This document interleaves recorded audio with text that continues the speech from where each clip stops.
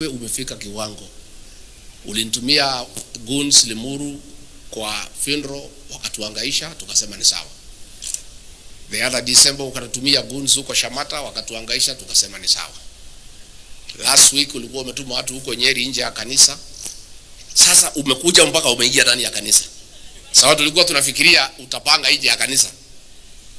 But you have become bold. You don't care anymore that you are sending goons through the governor hapa ya Nairobi kuja kuangaisha kanisa la Kristo na kuangaisha sisi. It's okay, there is no problem. Wewe endelea kama unaona hivyo ni sawa, there is no problem. We are aware.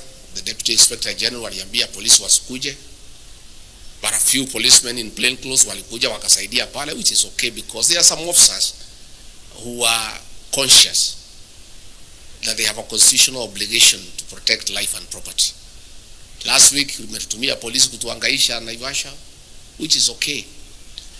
Lakini tunashangaa kwa nini? Kwa sababu wewe unatembea hapa kwetu mlimani, hakuna mtu amekuuliza. Si ametembea?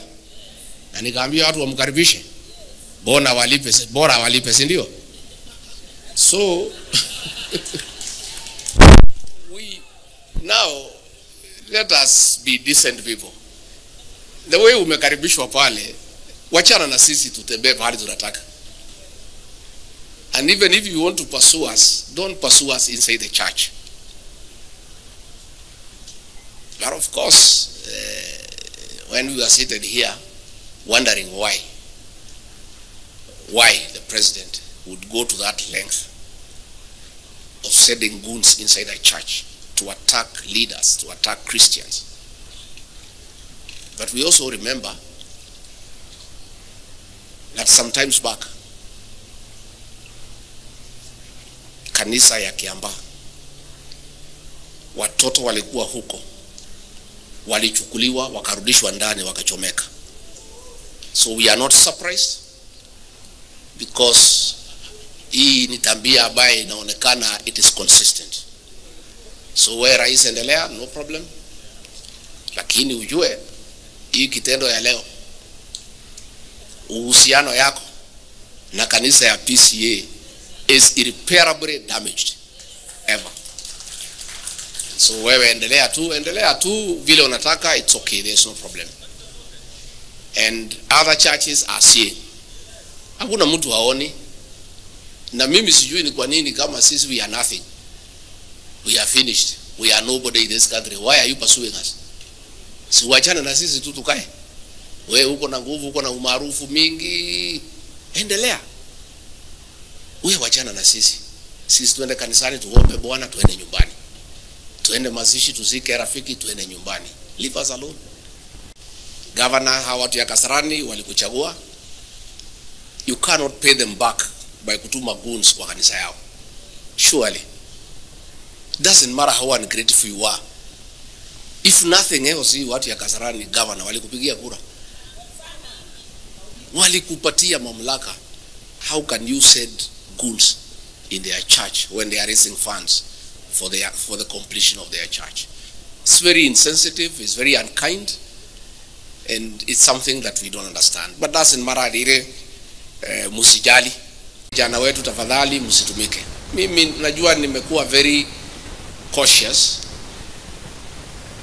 and I have been very careful and tolerant, telling our young people not to agree to fight back, because mpango ya rais ni atumie hivi vijana yetu ya hii nyumba yetu kutoa vita, ndio na sisi tutoe vijana wetu wapigana na hao, atuchekelee Wakikuyu wanapigana. It's not that we are cowards, but we are just responsible people. Mimi nataka amani katika nchi hii, na vile Malala amesema tulipotolewa, niliambia watu msitoe fujo, msiende maandamano, mnyamaze, muimbe nyimbo za Mungu. Even now tukiwa provoked, I want to ask our people to be peaceful. Hii maneno tutasota out kwa debe. That is the right way ya kusota out hii maneno tuko nayo na huyu rais. Tutasota out kwa debe. Nyinyi mtulie, don't be provoked, don't revenge, don't fight back. Wacha tu atuchokore, wacha afanye vile anataka. But I want to ask our people to remain peaceful, to remain obedient to the rule of law, even when provoked, to contain themselves so that we don't burn our country. And that is a commitment that I've given to this country as a responsible leader. I will not agree to be drawn into responding to violence, because I can see that is what they are trying to do. So that we can fight back, so that this country can burn, and then they can have an opportunity to postpone the elections. And I want to tell you, Rais, tafadhali, vile maneno naendelea hii Kenya, even if you eliminate Rigathi Gachagua, nothing will change. It will just complicate your politics more than it's already complicated. And we have enough soldiers to carry on with the struggle. You know, you may bring me down if that is what you think will help you, but we have enough soldiers here to carry on with the struggle. So sisi tunakualika ufanye vile unataka. Nimeona mambo ya ajabu, rare instances. Nimeona mambo sijaiona kwa maisha yangu.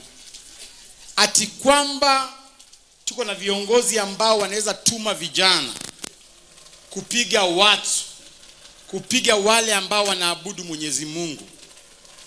Mimi nimeshangaa na nimesema tu kwamba tumwachie Mwenyezi Mungu hiyo vita. Sisi hatuwezi ingilia kati ya hiyo vita. Na mimi nakumbuka vizuri sana wakati Mheshimiwa Rigathi Gachagua alikuwa anang'atuliwa kama naibu rais. Tulikuwa na nguvu yote ya kufanya maandamano, ya kuchoma mali za watu, ya kupiga watu, lakini kiongozi wetu alituambia, hata kama wanamtoa, tafadhali tunataka amani. Hivi majuzi rais amekuwa Mlima Kenya karibu siku 7. Mheshimiwa Rigathi Gachagua akasema anataka amani. Mimi ningependa kuomba viongozi wa Jamhuri ya Kenya, uongozi utoka kwa Mwenyezi Mungu. Mnaweza patia watu pombe, mnaweza patia watu pesa, mnaweza tumia polisi, lakini uongozi utoka kwa Mwenyezi Mungu.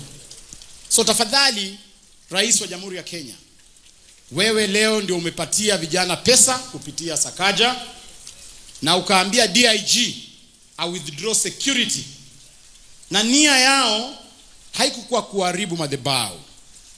Walikuwa wametuma paka tuko na watu ambao wako na bunduki, walikuwa wametuma waje paka hapa wamtoe Rigathi Gachagua akiwa madhabahu, ati wambebe juu na juu.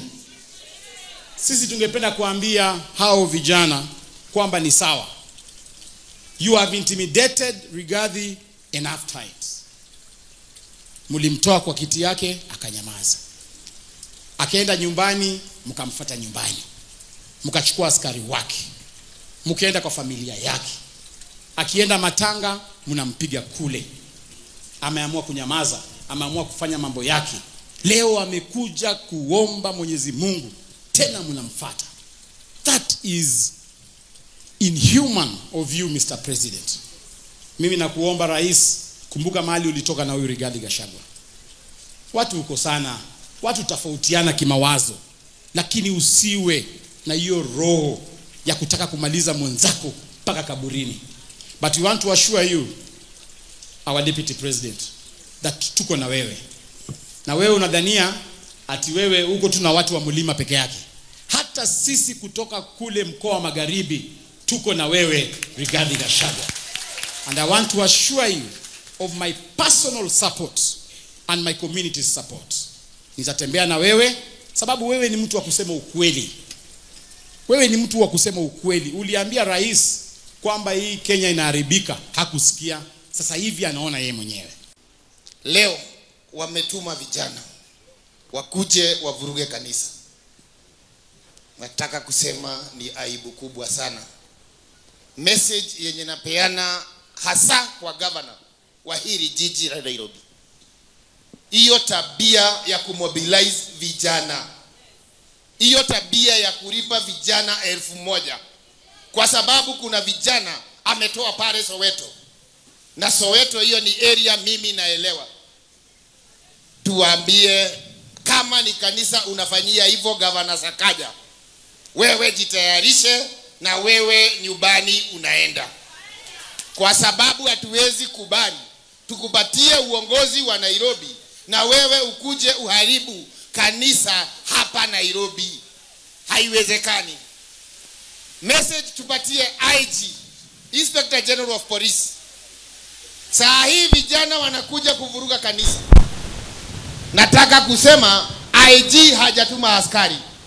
Tunamuona huko Mount Kenya akienda kwa mikutano ya siasa. Lakini kuprovide security kwa Rigathi Gachagua na washirika wa kanisa la PCEA, tunataka kuambia tafadhali, police is an independent institution that should provide security kwa kila Mkenya, sio kwa wale unahitaji.